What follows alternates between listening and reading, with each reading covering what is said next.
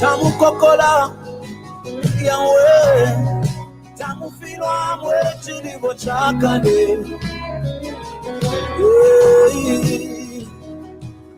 Yawe, munafikinisha ifila yo mwana ya baba na benu. Elohine ndelolela Patricia William umwe wani yawe Dani chinda tani befa yo Mulete tevibia Mulete tevisuma Umutima wadi wasumina Mulete tevibia Mulete tevibia Mulete tevisuma Yawe umutima wadi wasumina Mulete tevibia Chachinde umutima wadi wasumina Mulete tevibia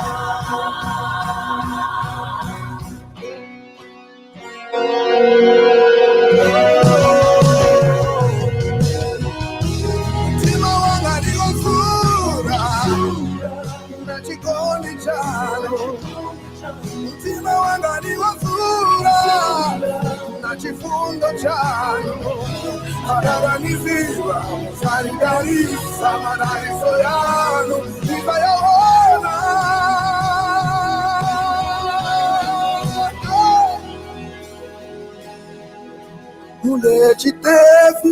He sounds like Seal.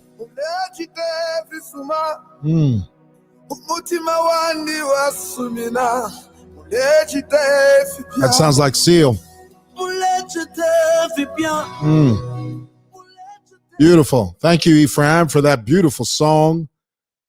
Guys, a very good evening to you, and thank you for taking time out of your very busy schedule to spend a few moments with me here on SML TV.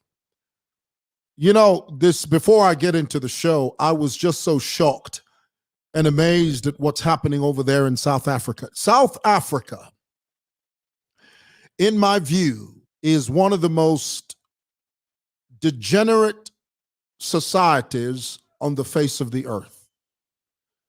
Here it is, you have a nation that was liberated by a consummate giant in the name of Nelson Mandela.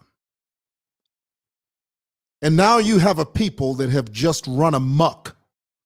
They've gone astray. They have lost their way, all in the name of freedom.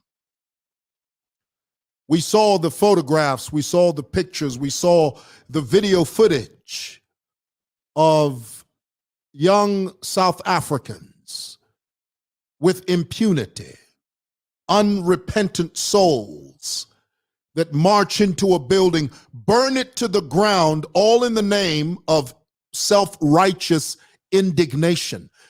They were upset, apparently, because Jacob Zuma was arrested. And so in a cowardice act of protest, young South Africans took to the streets, vandalized, stole, all in the name of anger and frustration. But really, underneath it all is a desire for lawlessness. It's just an excuse to vandalize and rob people. They're not angry about Jacob Zuma. They're worried about their own stomachs. And they hide under the guise. They shield themselves against this thin veneer of self-righteous indignation. And they say, no, we are upset that Zuma has been taken. Well, he committed a crime. And usually that's what happens. When you commit a crime and you go to court and the court finds you wanting, They will throw the book at you, throw you under the jail, and throw away the key. That's how societies work. But here it is, you've got a bunch of South Africans running around their country like headless chickens. I saw a video just a few moments ago of a young black South African taking a selfie, a video of himself consuming a cake in a shop that he had vandalized. And he was eating that cake like there was no tomorrow. He was devouring that cake like an animal, like a beast. For what?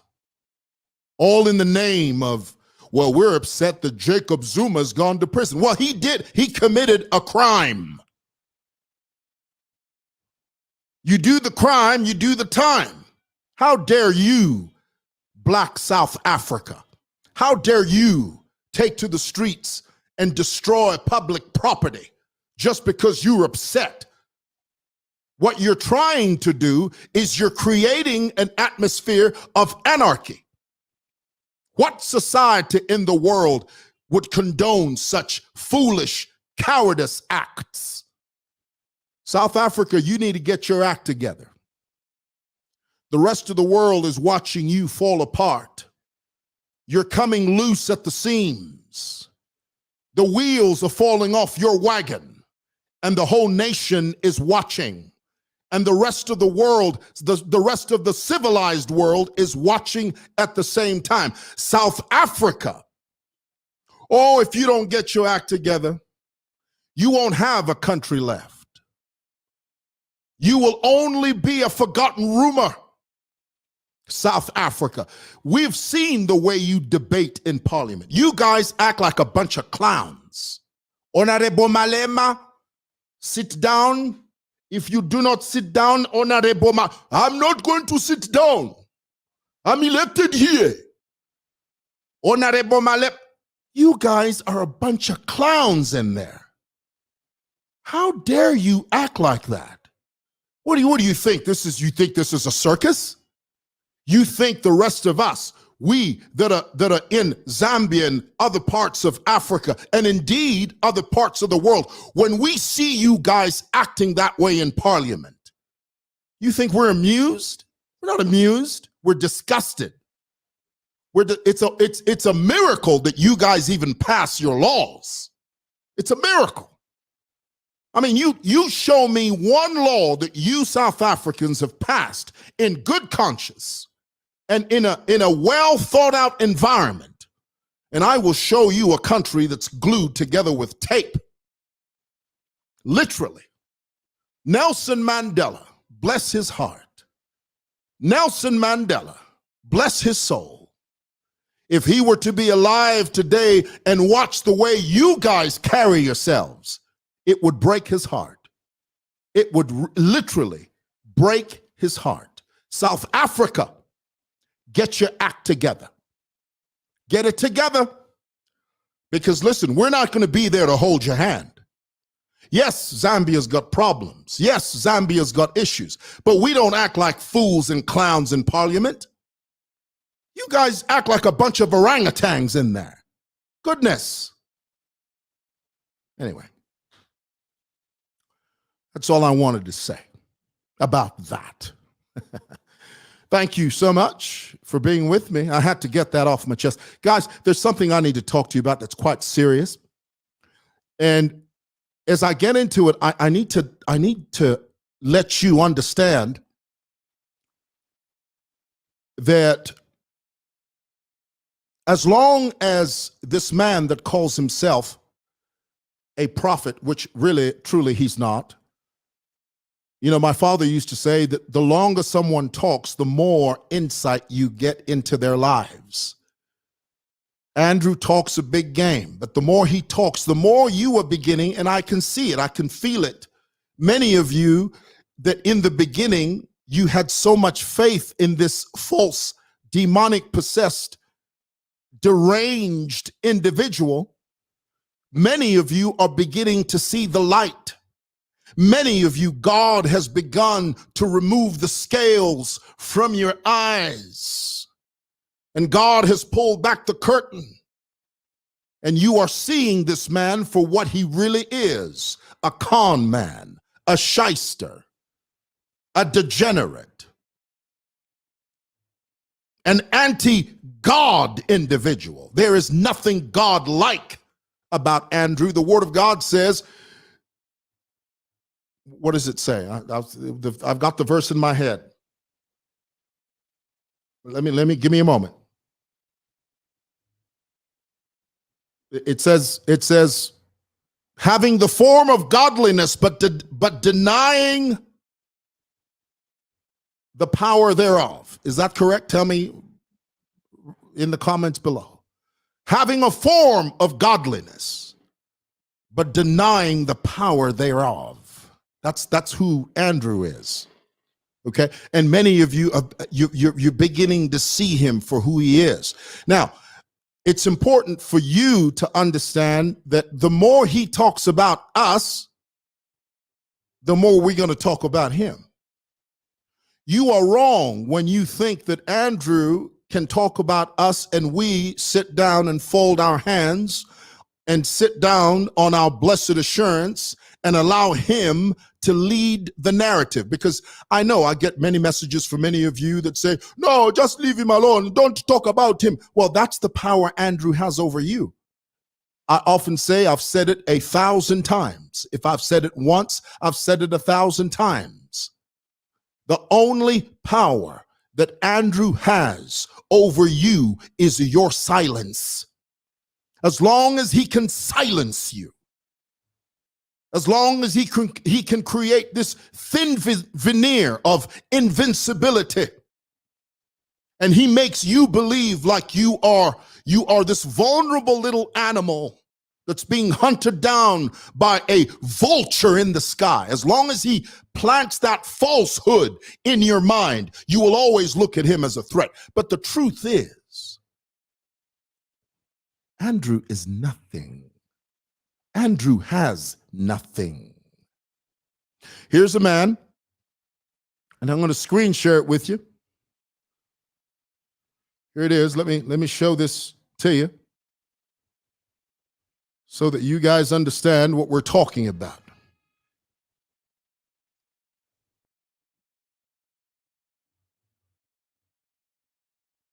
Okay, here it is.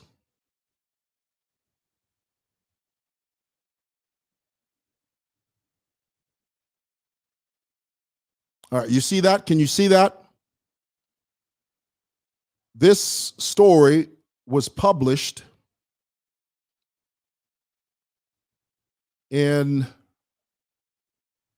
this was a story back in 2015. This is a website called Nairaland Farm. Tell me in the comments if you can see it.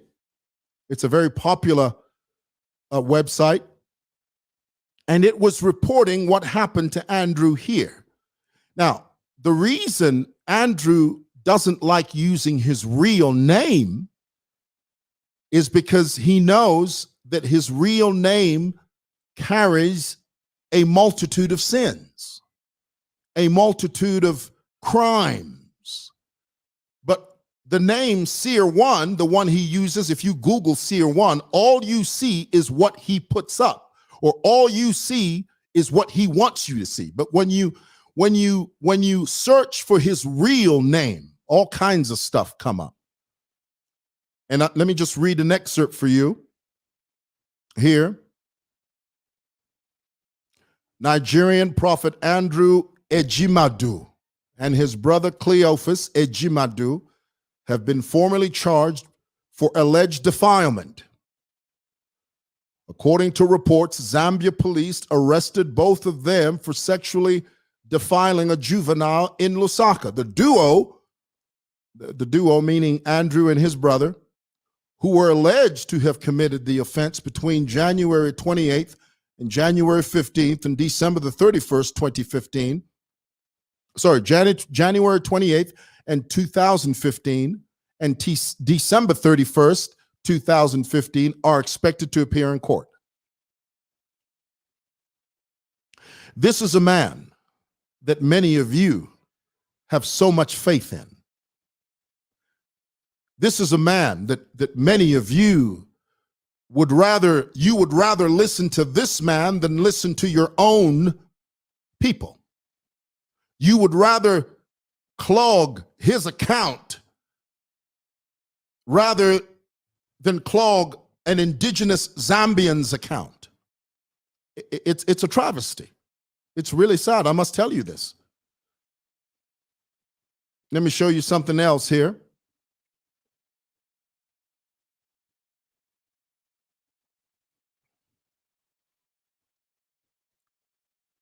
Here's a guy that told you not too long ago, told you that he was building a 5-star hotel in Nigeria. Moneni Shimbi, moneni utushimbi. Etwa 5-star hotel tushimbutu. And because you guys are so dwanzy, you believe it. You believe it. And no one is talking about the fact that he's no longer in South Africa. He keeps quiet about that. He's back in Nigeria. Then he claims he's going to build a 5-star hotel. Does that look like a 5-star hotel to you? A 5-star hotel, and you guys believe it? Let me tell you, and this is something that you must understand. Everything Andrew does, he does for self-aggrandizement. This is the reason every time he comes on his broadcast, the very first thing he talks about is his WhatsApp number. On Facebook, he doesn't tell you why he's giving you that number, but we know why. You know, I got amused the other day. Someone said to me, Mr. Mwewa, how do you know these things? Did he send them to you? That is the most ridiculous comment I've ever heard in my life. That's nonsense. I keep telling you, as influencers, people give us information on everyone and anyone, including Andrew. There's a young lady, I won't call her name because she told me not to mention her name. She said, I sent Andrew $2,000 US. And all he sent me back were 3 things: a ring, a silver ring, a bottle of rock salt, and some olive oil that had the inscription, do as I say, and there was a picture of Andrew on it. After I sent him the money, he never wanted to talk to me again. I would call him. I would try to reach out to him. He would never respond. But before I sent him the money, he was very accessible. And then I realized, she said this to me. She said, then I realized, if I could send him $2,000 US,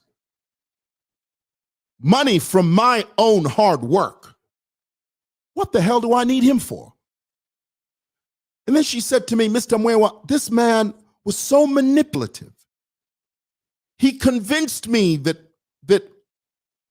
what I was desiring, the prosperity of my business, was completely dependent on his intervention. And she said, he convinced me that without him, my business would not flourish. And this is the reason I tell you guys. When you allow a man like that to plant that seed into your mind, many of you don't find your way from that type of lostness. There are many of you, you are so steeped into this sort of thing, you don't even know how to get out. You're like on a roller coaster ride and and it's going at full speed ahead and you don't know how to get off. The slave mind. He's implanted a thought in your mind that only he can help you. This is the reason in his broadcast, Andrew will say things like, if you want visa, if you want marriage, if you want this, that, and the other. He lists a whole litany of things that he knows he can't deliver. But because he has made you believe that he is the answer to your problem, because let's face it, when you're desperate, when you're desperate for answers, anybody that looks like they will give you answers is attractive. You'll listen to them if you don't have guidance. And that is what Andrew taps into. Forget all this stuff about Andrew talking against the PF and the government. Here's the thing. This is Andrew's weapon. Andrew taps into your frustration in order to extort money from you. He first of all comes on and starts talking about how the PF or this, that, and the other. Now, here's the thing, guys. There's not one thing Andrew says that the opposition doesn't say, because many of you, you're locked into this false narrative of, well, Andrew tells the truth, but he's telling the truth. What truth is he telling that the opposition don't say? What truth does Andrew spew from his mouth that opposition leaders all across this nation don't say? What truth do you want? The only difference between Andrew and the members of the opposition who speak up, who provide genuine, authentic checks and balances, the only difference is Andrew is a witch doctor. And the guys in the opposition are opposition leaders. But because you are so steeped into witchcraft and the occult and demonic activity, you believe that stuff. Hook, line, and sinker. He gets you. And make no mistake, and here it is, because I have to throw it up on here. Andrew tells us what we already know. Let that sizzle in your spirit. Let that sink in your heart. There's not one thing Andrew says that we already do not know. He gets you riled up. He gets you worked up.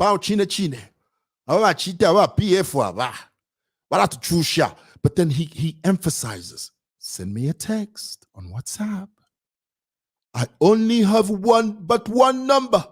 I have no representative anywhere in the world. Just send me a number on this one. I've pinned it here. And then why do you think he wants you to call him? Have you ever thought of that? The reason he wants you to call him is because he wants you to tell him your problem so that he can charge you. Say, okay, you want your husband to come back? I'm going to send you 3 things. But before I send you these 3 things, send me some money. And then you send it to him. Boom. Once he gets money from you, you will never hear from him again. That's extortion. That's extortion. And many of you are too blind to even see it. Yesterday, he talked about the Chinese. Now, I must be honest with you, not every single solitary Chinese national in this country is a bad person. I happen to know many of them that are good people. But at the same time, the flip side of that is that there are a lot of Chinese here who are doing some damage. I mean, I'll give you an example right now. Do you realize that right now, there is a Chinese syndicate that sends out young black Zambian men to nightclubs, and they take selfies of young, vulnerable young girls. And the Chinese guys tell these young black Zambians, you bring that girl over here, we'll pay her a certain amount of money, we'll give you a cut. And they use these young girls as sex slaves right here in Lusaka. This is happening in Kalingalinga. It's happening in Kanyama. It's happening in Mississippi. Kwa George, it's happening. There is a huge syndicate of young Chinese guys that are sending out young black Zambians, go bring a number of girls. bring a girl that's 16 years old, 17 years old. And these are young girls that are vulnerable. They come from broken homes. They come from homes that are steeped in poverty. And these guys take advantage of that. And they are using these young girls as sex slaves. Now, we know that. Why do you think Andrew claims to have an insight into that? He doesn't have an insight.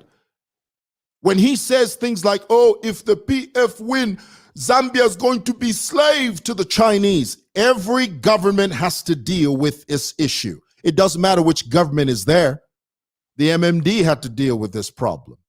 Now the PF are dealing with it. They have to deal with it. But they're not going to deal with it just because Andrew says it. No, they deal with it because they're members of the opposition on the floor of the House that bring checks and balances and raise these issues on the floor. Not some Nigerian chap that spews all kinds of nonsense just because his end game, his ultimate goal is to extort money from you. And whenever he says, guys, here's the thing. Whenever you hear Andrew say things like, I love Zambia, he doesn't love Zambia. He loves your money. That's all he loves. He loves your money. You think Andrew is an entrepreneur? He's not. He just sits in a house, in a flat with slippers and sandals. And all he does is play with his phone, his broken phone, all day long, receiving money from you. You look at, let's say, for instance, there are 15,000 people watching Andrew. 15,000. You go try that in Nigeria as a Zambian. Go try and speak to the Nigerian people. Those Nigerians are going to look at you and say, Negro, please. We got enough stuff on our plate. But you Zambians, you entertain this con man. Let's say, for instance, he has 15,000 people watching him. Now, just take 500 of those. And that's a very conservative number. 500 of you. Each one of you, I'll give you a conservative figure. Each one sending him $100. I mean, that's way below what people send him. The lady I was telling you about, she sent him $2,000 US. And here's the thing, Andrew never charges in kwacha. Never. It's always dollars, US dollars.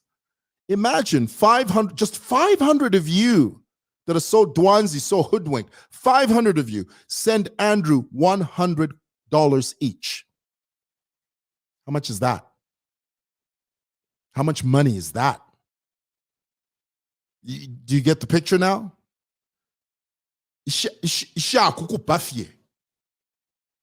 Wikere munganda nama tropical. Or wikere munika motoka. Which really, that's not even his car.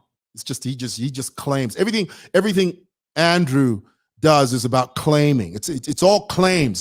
He shows you he claims very, very much, but he substantiates very, very little. Believe. Oh, but 500 of you sending him $100 each. How much is that? Free money. And he laughs at you because you have faith in a man that doesn't even exist. Seer1. Who's Seer1? There's no Seer1. There is only Andrew EJIMADU, who is a crook. Do you understand that? Why do you think these false prophets give themselves these crazy names? Seer1. Major 1. It's because when you search their real names, honey, they've got a track record. They've got a rap sheet as long as my arm. As long as my arm. They try to hoodwink you by giving themselves these names. And here it is in Zambia. We have these. We have them. There's a young man right now who was Andrew's apprentice. The same exact spirit that Andrew has, this young man, Ian Genesis, has. Ian Genesis learned at the feet of this demon-possessed individual named Andrew EJIMADU. Do you think that Ian Genesis is going to be any different from Andrew? Do you honestly think that? Ian Genesis is a product, is a byproduct of Andrew EJIMADU. Same WhatsApp group. And the very same spirit that resides on Andrew is the same spirit that resides on Ian Genesis. Ian Genesis, one of these days, is going to land himself into some serious trouble. You just wait and see. Because that's, the writing is on the wall. They all end up like that.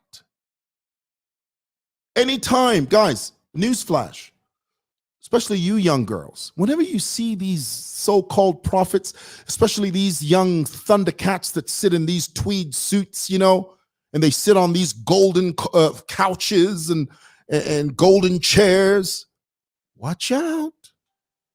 And they go on Facebook and all they do is prophesy. They're standing there with their phone and they're giving you a word of prophecy. Dangerous. Those chaps are dangerous. It would be better for a stone to be thrown and a rope thrown around their neck, attached to a stone and thrown into the sea of God's forgetfulness. That's where those boys belong. Those boys are causing some serious trouble in this nation. And they are Andrew surrogates. There's so many of them. Ian Genesis is just one of them.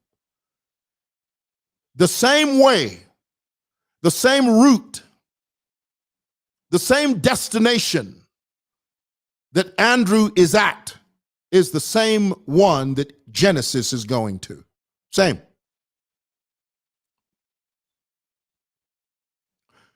Lastly, I've been speaking for 32 minutes. Lastly, let me say, because this is something that Andrew talks about all the time. Andrew has somehow convinced you that he has some type of do as I say power. There's no such thing. Andrew talks about Godfather. There's no such person as Godfather. Godfather doesn't exist. Godfather is a figment of Andrew's mind. It's a figment of Andrew's imagination. He's created this apparition, this ghost of a person who doesn't even exist. Do you know where Andrew got the idea of Godfather? Have you ever seen The Wizard of Oz, the movie The Wizard of Oz? The Wizard of Oz was this larger-than-life being that everybody feared and everybody, oh, the Wizard. But then at the end of the movie, you realize he didn't even exist. He was just some little short little guy that was playing around with tricks. Godfather doesn't exist. He exists only in your minds because Andrew has planted that in you. Tonight, I'm praying for you, all of you that are bound by the spirit of Andrew. You need to be loosened from that. You need to break through. You need to break free from that spirit of Andrew. Break free of it. Break free of it. Don't allow Andrew to convince you that he has some type of intrinsic power. He has none. When Andrew tries to convince you that it's because of him that there will be a regime change, that if indeed we have a new government after the 12th of August, that if indeed we go through a regime change, that it is all because of Andrew. Nonsense, hogwash, bull roar. if indeed, if regime change happens, my brothers and sisters, my fellow Zambians, it will be because of you and I. You and I.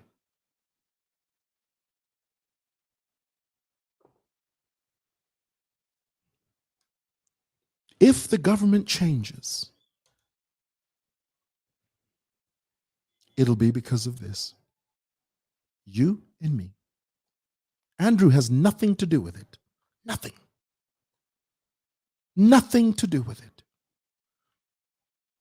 And if perchance, I'm going to close with this. Perchance, because it's possible. In a democracy, that happens sometimes.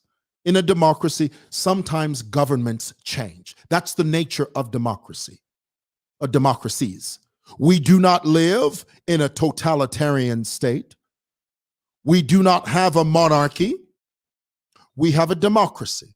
And usually in a democracy, hands change, governments change. But if perchance, on August the 12th, this year, 2021, the Patriotic Front leave and someone else steps in, unfortunately for many of you, you are going to attribute that win to Andrew. And that's what he wants. Many of you that are so blinded by Andrew, you're going to say, oh, China prophet Yadilanda.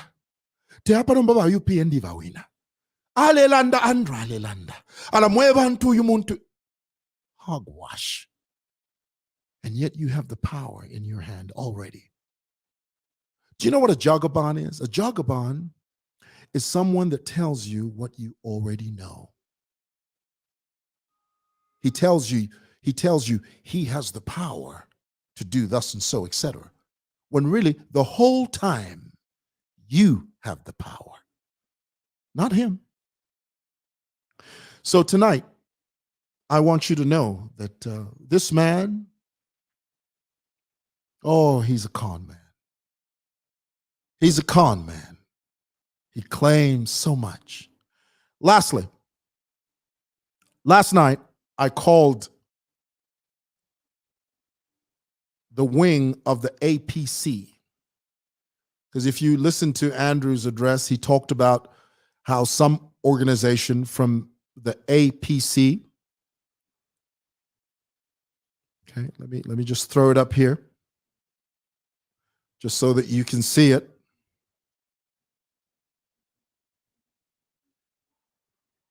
Just give me a moment here, guys.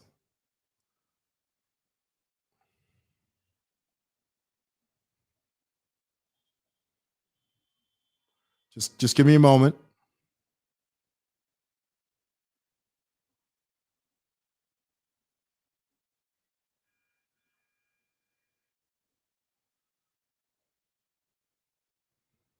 All right.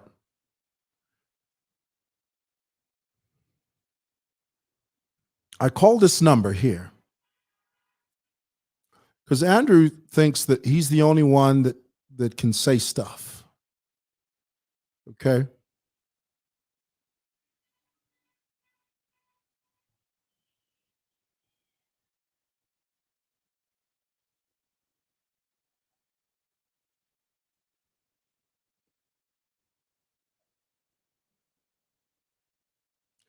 Do you remember him mentioning this? Talking about this? The APC, he claimed that the ruling party in Nigeria called him and asked Andrew to be part of their effort. Well, I called these guys up yesterday. And guess what? They don't even know him. They don't even know Andrew. They have no idea who he is. But here it is, when he comes on his broadcast, he just feeds you false information. And you guys believe it. You don't cross-check it. Everything he says to you, you believe. everything under the guise of, oh, he's telling us the truth. Nonsense. Break free of Andrew. He wants nothing but to destroy this nation, to cause division in this nation. You and I have the power to change regimes. Nobody else. In the same vein, there is nothing I can do to change the regime in Nigeria. Not one thing. The Nigerian people will decide that. Who am I to stand up and claim that I have do as I say power over the APC, and what I say they do? Only in Zambia, honey. Hi, mighty. Anyway, that's what I wanted to tell you. I got to go home. God bless.